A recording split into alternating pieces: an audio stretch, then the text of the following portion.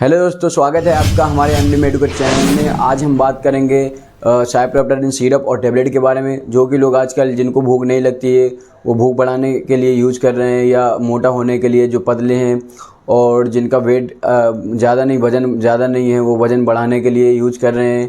तो दोस्तों असल इसका यूज़ ये नहीं है, जो यूज़ है वो हम उसके बारे में आगे बात करेंगे। और दोस्तों साइप्रोहेप्टाडिन की बात ही करेंगे, लेकिन इसमें कभी कभी ऐसा होता है जो मार्केट में हम लेने जाते हैं ब्रांड नेम से, तो उसमें हो सकता है कि सार्बिटोल और ट्राइकोलिन वगैरह उसमें कॉम्बिनेशन में मिल जाए। तो घबराने की कोई बात नहीं, इसमें मेटाबॉलिज्म और लीवर अच्छे से काम करे तो इनका ये कुछ वर्क रहता है। लेकिन साइप्रोहेप्टाडिन के साथ अगर ये ट्राइकोलिन या सार्बिटोल साथ में मिल जाए तो घबराने की बात नहीं है। और दोस्तों ऐसे ही में हम बात करेंगे साइड इफ़ेक्ट क्या है, कैसे लेना है और कितनी मात्रा में लेना है, और क्या प्रिकॉशन है, लेने से पहले क्या सावधानियां रखनी है। चलिए हम बात करते हैं इसी के बारे में।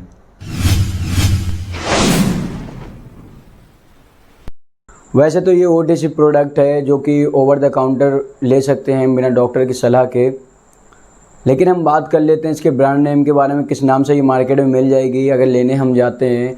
तो जैसे कि टेबलेट्स फॉर्म और सिरप फॉर्म के बारे में दोनों में बात हो रही है, तो पहले टेबलेट्स फॉर्म की हम बात कर लेते हैं।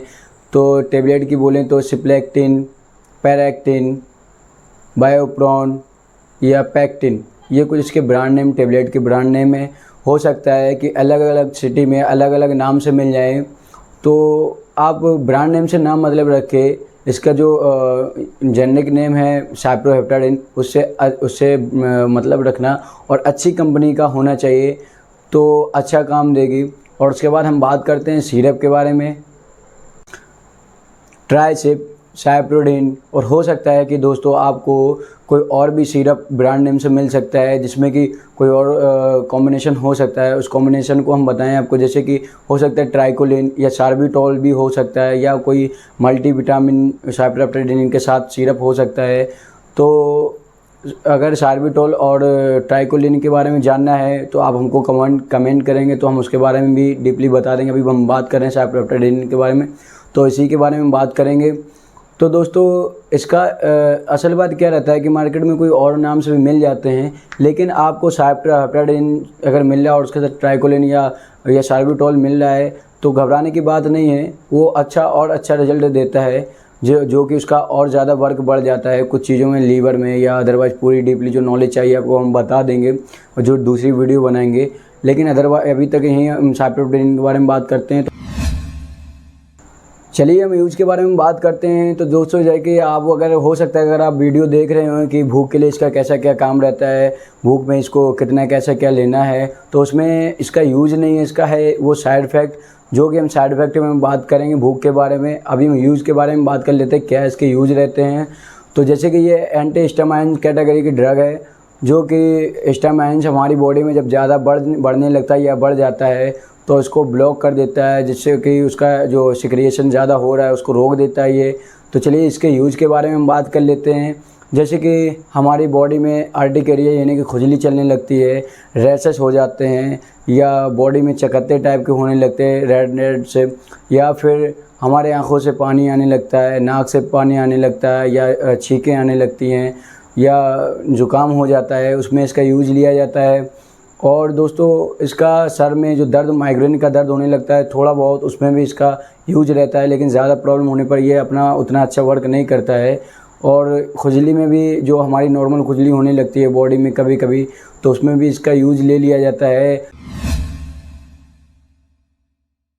अभी जस्ट मैंने पीछे यूज़ में बोला है कि इसका ये यूज नहीं है भूख लगना, इसका साइड इफ़ेक्ट है। तो जी हाँ दोस्तों, ये इसका भूख लगना यूज नहीं है, साइड इफ़ेक्ट है इस दवा का, जो कि हम आपको अभी बताएंगे क्या इसके साइड इफ़ेक्ट हैं। तो दोस्तों जो लोग इस दवा को ले रहे होंगे उनको खुद पता होगा कि दवा को लेते रहते हैं, उसके बाद दवा को छोड़ देते हैं, फिर वैसे ही हो जाते हैं। तो दोस्तों जी हाँ, वैसा ही होगा।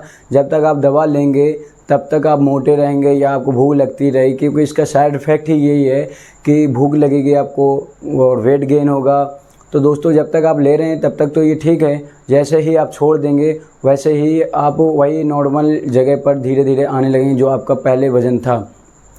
डॉक्टर्स भी इसको देते हैं, और अगर आप किसी मेडिकल स्टोर पर जाते हैं डायरेक्ट ही फार्मासिस्ट से मांगते हैं कि मेरे को भूख नहीं लग रही है, तो वो ये आपको साइप्रोहेप्टाडिन सिरप देगा, जिससे कि आपको भूख लगने लगेगी, वेट गेन होने लगेगा। हो सकता है आप में से कुछ लोग ले रहे होंगे या लेके छोड़ भी चुके होंगे।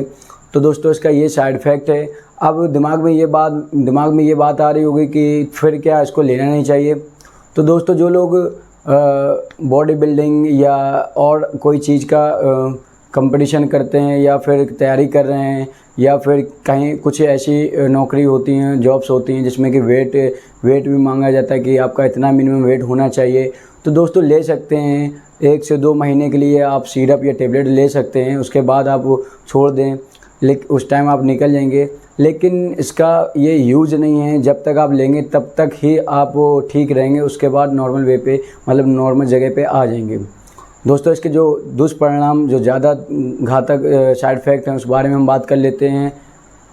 तो दोस्तों जैसे कि हो सकता है कि आपको नींद ज़्यादा लगने लगे या नींद ज़्यादा लग रही हो सकता है कि आपको कब्ज़ हो जाए, दस्त हो जाए, या फिर पेट आपका गुम सा रह सकता है, अपसेट रह सकता है, या फिर आपको बॉडी में खुजली हो सकती है।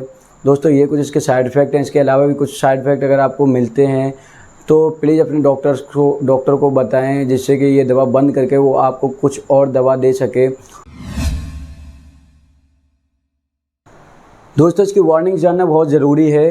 दवा लेने से पहले वार्निंग जान लें।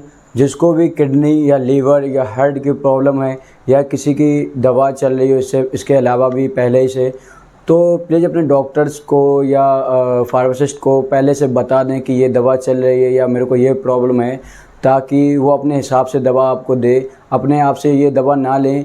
और दोस्तों जो लोग राइडिंग या ड्राइविंग वगैरह करते हैं, यानी कि कार चलाते हैं या फिर कार चलाने जा रहे हैं, तो इस दवा के लेने के बाद कार ना चलाएं या बाइक ना चलाएं, वरना हो सकता है दोस्तों कि आपको नींद झपकी भी आ सकती है, क्योंकि इसको लेने के बाद सडेशन कॉज होती है, यानी कि सुस्ती चढ़ती है।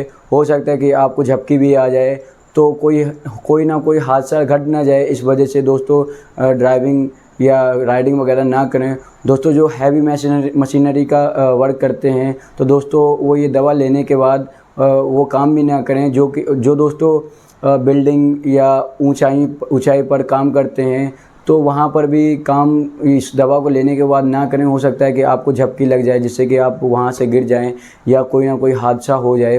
तो ये कुछ वार्निंग्स हैं, यह ध्यान रखना। दोस्तों हम बात करते हैं इसके डोज के बारे में। तो जैसे कि बात चल रही थी टेबलेट्स और सिरप के बारे में, तो हम बात कर लेते हैं पहले टेबलेट के बारे में, जो कि 4 mg की टेबलेट होती है। तो सुबह और शाम टेबलेट्स ले सकते हैं, जो कि एडल्ट डोज है।